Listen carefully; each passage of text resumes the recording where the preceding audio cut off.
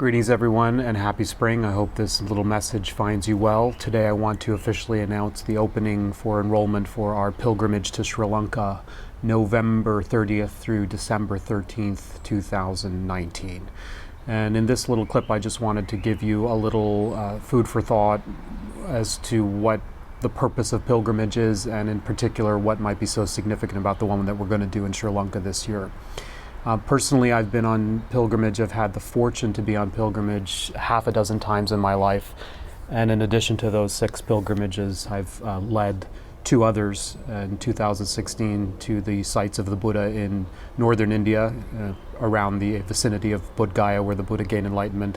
And just last year, I took 30 pilgrims to Kathmandu and the surrounding power spots of the Kathmandu Valley in Nepal. And both of those we had the fortune to co-lead with the trip with Geshe Tenzin Zopa, who gave remarkable empowerments and teachings along the way. And they're truly, I can say without hesitation, life-transforming opportunities. And as I look back on my years spent in pilgrimage, and I look and also reflect at the sort of traditional point of view on the nature of pilgrimage, I just want to synthesize that for you for your reflection. If you're even remotely considering joining us, why do people go on pilgrimage and what purpose does it serve? I mean, the historical record points back to the time of the Buddha right before he was passing, and of course the Buddha had such a great influence on his disciples that when the time of his passing grew closer, there was a tremendous amount of anxiety about what would it be like when he was no longer around, and the blessing and the energy and the enthusiasm and the uptick of his presence was no longer palpable. He told his chief disciples to disseminate the following recommendations: that in lieu of his physical presence, that they should make pilgrimage to the places that he had particularly relevant milestones of achievements in his personal life, and that they should make their way to those places, and there they would find the Buddha, which is an amazing way to put it. So historically, 4 major centers where he was born, where he gained enlightenment, where he gave his first teachings, and where he passed, were considered the original holy sites of veneration, where pilgrims could travel and do practices and make offerings and commune together in a place where the Buddha actually graced and gave transmissions, and so they become power places where one connects both with the external Buddha but also with the internal Buddha within.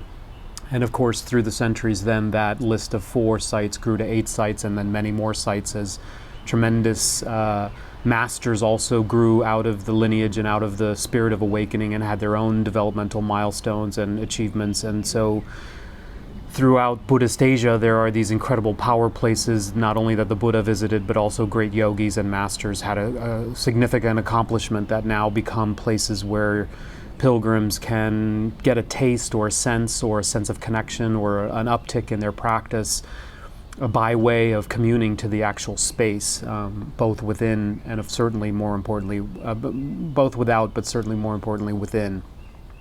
And so pilgrimage is more than just a travel destination. Pilgrimage is a meditation in motion. It is a opportunity to join a stream of lineage, a sense of purpose, connecting you with the totem of masters and connecting you with holy sacred spaces, so that the actual space itself, which is imbued with so much heart energy, becomes a source of your own inspiration.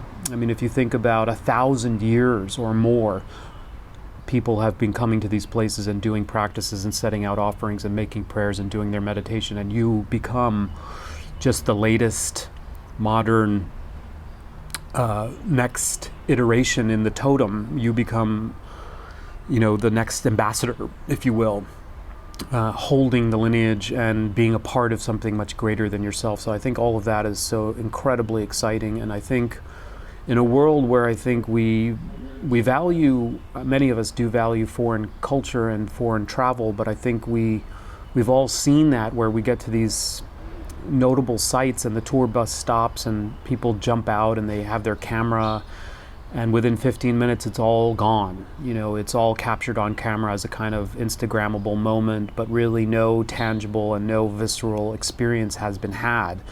And I think this is part of the commodification of the modern world, where even we're spiritual tourists, essentially, commodifying images in our mind for consumption and really not dropping into anything visceral, and then and by extension then nothing much transformative happens. And this is a problem with modernity and consumerism, obviously, but it is sort of a spiritual materialism at the same time. And so I think in preparation for these pilgrimages, I give a lot of orientation, and I'm very particular about who I invite and screen, because I want to make sure that the people that join us on these pilgrimages are sincere practitioners, and that they understand when they land, this isn't about picture taking, this isn't about comfort, this isn't about pleasure, this isn't about having a nice time, although it's wonderful when all those things happen, and we certainly want to partner with tour operators that provide all of those things. But really they are just a way to set us up for a deeper transformative experience. And so when we hit a series of sacred sites, we do tremendous amounts of group work in preparation, and which include readings and historical information, but also our practice. We get our practice together so that when we hit a site, we sort of move as one into a altered state of consciousness, and thereby connect with both the sentiment of the space and the actual experience the space was designed to re-invoke or reinvigorate or reconnect us with. And so this is a meditation in movement, and a meditation as a group, an opportunity to connect with the Buddha within, and all of that takes a tremendous amount of preparation, and it also takes a kind of a specific type of intentionality. So as you consider our venture ahead, and there are many months until we actually go, this is not only sort of setting out on your calendar and paying your fees, this is also mentally preparing. And so I am going to this year take priority will be given to those that are enrolled in the Contemplative Studies Program, the 2-year Contemplative Studies course, because these are people that are first and foremost most committed to their personal development in the context of a program. And so it is to those that I offer the benefit of the first choice on after they apply to the pilgrimage. Now, as for Sri Lanka in particular, I was there 21 years ago, and I remember it being the Garden of Eden is the way I could best summarize it. It was so lush and so exquisite and so beautiful, and the people were so friendly, and the sacred sites were so energetic. Particularly, I remember hitting Polonnaruwa, where the great Thomas Merton, I believe, took some great black and white photographs of the reclining Buddha carved out of stones some 1,500 years ago, if I have my estimates right, my history right. But they were awe-inspiring and ineffable, no words. And so I look forward to, after 21 years, journeying back as an older man with students who are ripe to revisit those sites. And of course, Sri Lanka of late has become an amazingly well-equipped tourist destination. It's very comfortable.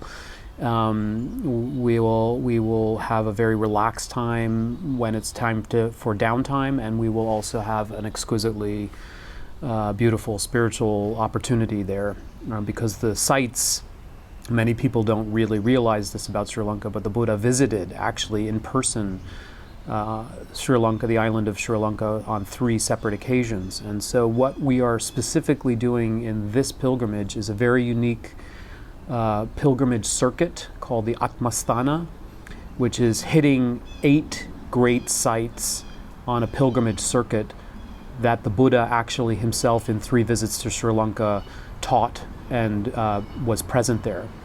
And in addition to those 8 sites, a whole slew of other amazing sites, including Polonnaruwa and Dembula, the cave temples of Dembula, and some other, the Sigiriya fortress on top of a mountain.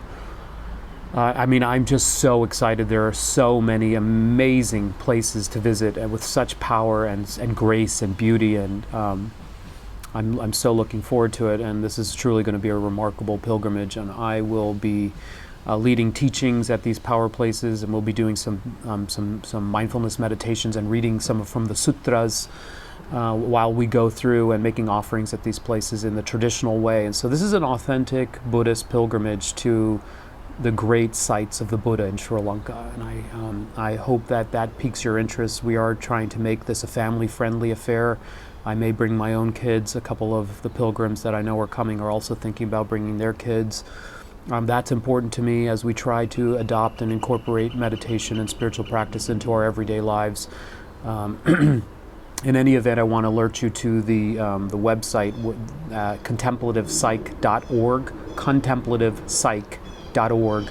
I'll leave all the information in the notes below, where you can access the information on the Sri Lanka pilgrimage. We've partnered with a Yurva traveler who's an unbelievably, has a lot of integrity, and they're local, and they have a lot of knowledge, and they're really going to hook us up with some beautiful resorts. Some of the places that we're staying are exquisite, and there of course will be spa treatments and wellness treatments in the Ayurvedic tradition at each of these places.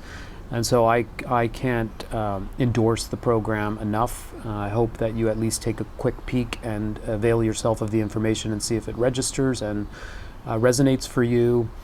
And time comes very quickly, so it seems like December is a far way off, but of course all the preparation that it takes and getting all the ducks in order to venture out on pilgrimage, we think that now is the time to open up enrollment and get us to start orienting ourselves to that opportunity. So I look forward to connecting you if you're in the Contemplative Studies Program, and if you're not, please do visit Gradual Path and consider joining us on the Contemplative Studies Program, which is a evergreen 2-year online program in a meditation and deep mind science of Tibetan Buddhism.